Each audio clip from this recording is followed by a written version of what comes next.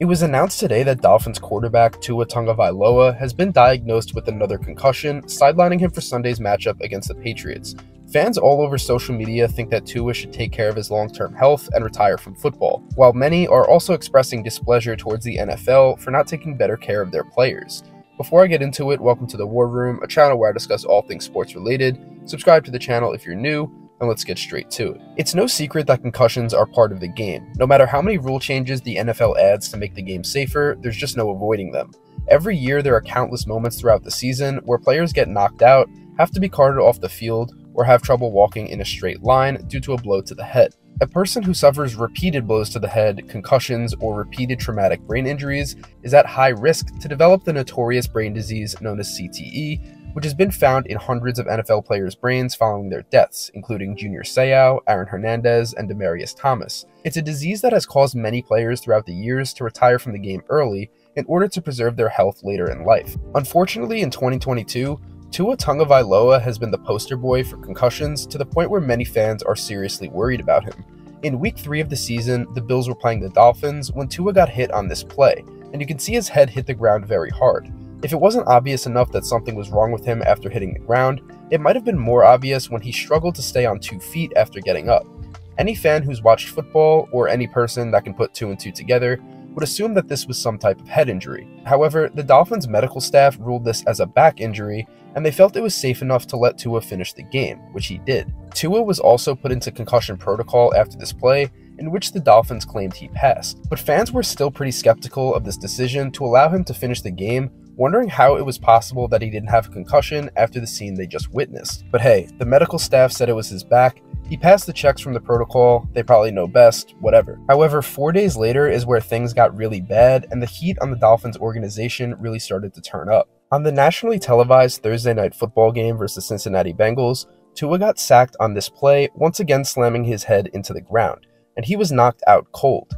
He laid on the ground motionless for several minutes before being carted off the field and taken directly to the hospital in one of the scariest injuries to ever take place in sports. This is when the Dolphins organization really had to deal with the shitstorm. Head coach Mike McDaniel was bombarded with questions as to why Tua was even playing in this game 4 days after doing this. Did they lie about the back injury versus the Bills?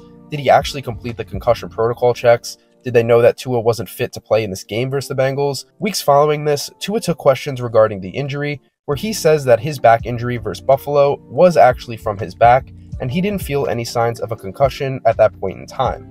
Though many people think he said that just to protect his organization. Obviously, he can't say he thinks he had a concussion in the Bills game and still played 4 days later despite that, because then people are getting fired and there would be a ton of lawsuits. But whether it's true or not, there's no denying that this hit in Cincinnati is a very serious matter regarding the health of Tua's brain. There were several analysts after this game that were floating the idea around of Tua even retiring from football altogether, because despite him being only 24 years old, his brain might not function in the same way just 5 to 10 years from now, and no amount of love you have for a game is worth looking like this, possibly taking decades off your lifespan. Tua came back to action 3 weeks later after finally being cleared to play. Since then, he's played in every single game, up to Christmas Day when the Dolphins hosted the Packers. In the first half, Miami played well, and so did Tua, as the score was 20-13 Dolphins at halftime. But in the second half of this game, Tua's strong game completely fell apart. He threw 3 interceptions in the fourth quarter, and Miami's offense was held scoreless the entire second half, losing the game 26-20. At first, Tua was clowned for his performance, especially since this game was huge for his team. With this loss, Miami is now 8-7 and barely holding on to the final wildcard spot in the AFC. But we found out yesterday that due to a hit in this game, Tua is once again back in concussion protocol. Fans took to Twitter to try to find the exact play they think he might have gotten a concussion, and it seems like it was right here with around 3 minutes left in the second quarter. An analyst by the name of Warren Sharp pointed out Tua's stats before and after this hit took place. This theory makes quite a lot of sense, considering these awful interceptions that weren't even close to his receivers that we aren't used to seeing him throw. The team announced today that he will miss the big Week 17 matchup versus the Patriots, as Teddy Bridgewater will get the start. At this point, I think it's safe to say that the majority of fans think Tua should retire. I'm no doctor, but having 2, probably 3 concussions in one season isn't good for your brain. There's a growing fear that Tua will develop CTE later in his life if he doesn't have it already. As of right now, there's no way for CTE to be diagnosed to a person who's still living, so we just don't know.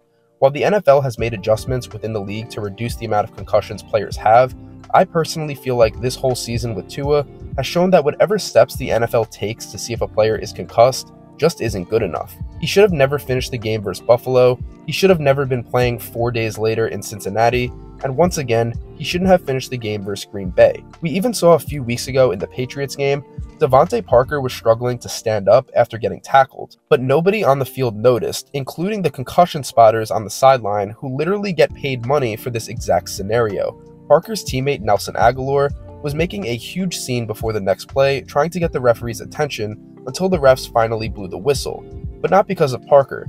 It was because they saw the challenge flag from the Cardinals sideline to review the previous play. Finally, Parker made it to the sideline where he was later found to have a concussion. The craziest part of this is the NFL and NFLPA later came out with a statement that in this situation, the spotters did their job correctly. The NFL claims the team was in the process of calling a medical timeout when the play was stopped before that because the Cardinals were challenging the play. And I'm sorry, but this sounds like a cop-out to me. There's no reason a player should be lined up and ready to go after clearly not looking right, and you blow the whistle for a challenge flag before you blow the whistle to check if he's okay. It's honestly pretty sad that with all the tragedies we've seen over the years with players involving CTE, players who clearly have injuries to the head are just being thrown back out there like it's nothing. Hopefully for Tua and really any other player in the NFL, their health isn't deteriorated to the point where they might do something crazy later in life due to having CTE. I know it's part of the game, I know they signed up for it, but you can't convince me that the NFL is doing their best job to protect them. So I'll end this video by asking you guys, do you think Tua should retire? Let me know in the comments below. Thank you for watching, like the video if you enjoyed, and subscribe to the channel if you're new. And as always, I'll see you guys in the next one.